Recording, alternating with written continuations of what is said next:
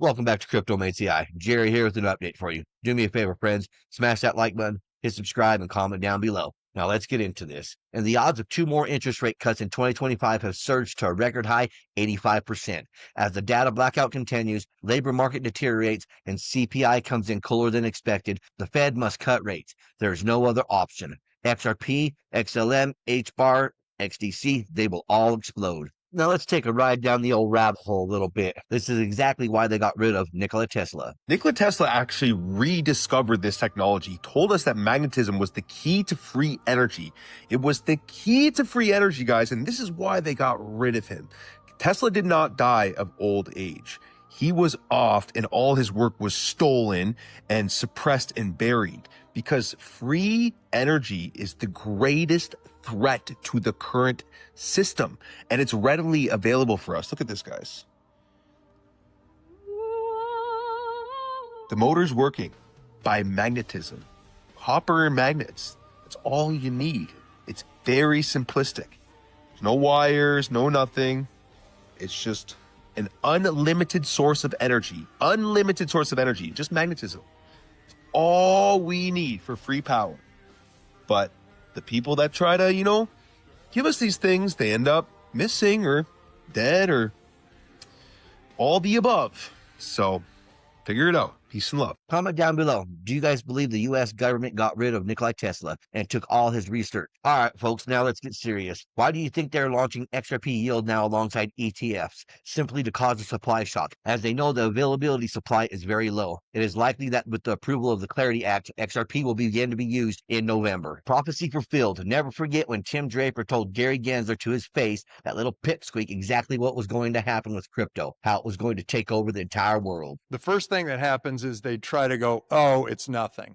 And they did that. I mean, that's with every new industry, every new technology comes along, the powers that be, the incumbents, the status quo, all say, it's nothing.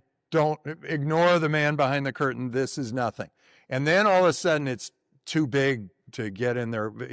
They're going, oh my God, I got to face this thing.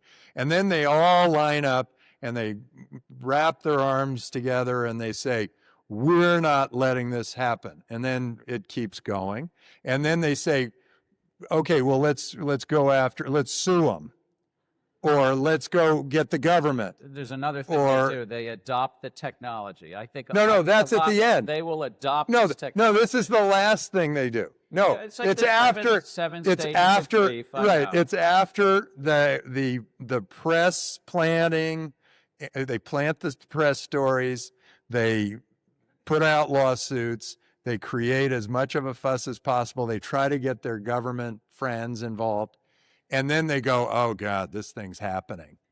And then they go, okay, what are we going to do? How do we get it? So then they either make or buy. I'm not sure if you guys have noticed, but that's exactly what happened. Exactly, almost to a T. Wall Street's XRP takeover. BlackRock, JPM, NASDAQ storm Ripple Swell 2025. TradFi Titans are storming the gates. You got NASDAQ, BlackRock, JPMorgan, Fidelity, Citi, and a powerhouse roster of banks and innovators descended on New York for Ripple Swell's epic 2025. From institutional ETFs to seamless global liquidity, Swell's dropping alpha that redefined finance. If you're not positioning now, you're already late. Who's locking in their spot? Comment down below and drop your boldest XRP prediction. Tokenization. This is the exact reason XRP, XLM, XDC, HBAR, Flare, Quant, ZBCN. This is exactly why they will go to some crazy numbers. Tokenization. With all that in mind, how do we deal with this issue of exchange rates and interoperability? How do we get these digital currencies to really just talk to each other? Yeah, that's a great question. And I think when we talk about interoperability, we can see it at least in 3 different levels. So the first level is how we manage domestic interoperability. So how we generate this digital currency solution and make this speak with the other things that are out there in a little bit in the idea of generating a platform so that everyone can connect to that platform and take advantage of the huge network externalities that we can get out of there. The second level is how do we manage cross-border transactions, even within the same currency. And that presents a certain level of challenges there. But when we talk about cross-currency and cross-border, then we face a completely difficult and different environment. And we can see 3 dimensions here.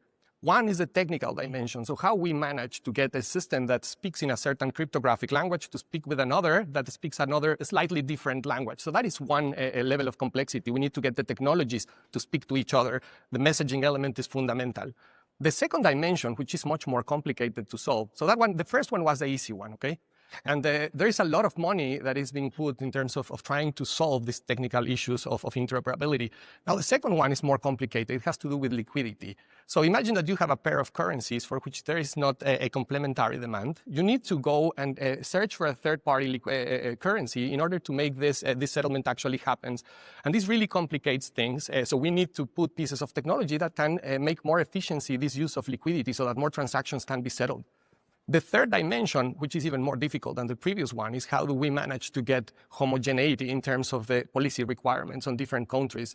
And this becomes even more complicated when we think about, for example, AML-CFT and principles-based policies, and when we think about risk-based policies. We can code things that are very clearly stated, but when we're talking about principles-based regulation, this thing becomes really complicated, especially in an environment, as Tom said, in which 110 nations might have 110 different ways of looking at this. So we need work in these three dimensions: technology, liquidity, and also, and more importantly, probably in the policy side of things. Think about AML-CFT, but also think about privacy. Different countries have very different views on this. Back in November of 2017, JoelKatz, David Schwartz posted this. Great stuff at the ILP's team's latest workshop in Tokyo. It is now clear that Interledger will connect the world's payment systems, driving the internet of value. And it can't be dirt cheap. That doesn't make any sense. If XRP costs $1, they need 1 million XRP, which costs 1 million. If XRP costs $1 million, they need 1 XRP, which again costs 1 million. Need to accept that higher prices makes payments cheaper. Right now, you can buy $1 million house with Bitcoins. When Bitcoin was $300, it would move the market too much and be too expensive to be practical. So higher price makes payments cheaper. Some Chainlink news. If the Fed needed an Oracle network to do something specific, the Fed could choose the nodes and the conditions under which the nodes operate for the Fed specific Oracle network. At the Federal Reserve Payments Innovation Conference, Sergey Nazarov explained how Chainlink Oracle networks can be customized to meet specific compliance requirements across use cases. Uses multiple independent nodes just like blockchains do, and it does work with public chains as well as private chains. Generally speaking, those nodes can be configured into groups for a specific network that meets the requirements of a private user or a public user. So for example, if the Fed needed an Oracle network to do something specific, the Fed could choose the nodes and the conditions under which the nodes operate for the Fed-specific Oracle network. And that would be the risk that they choose in configuring that Oracle network.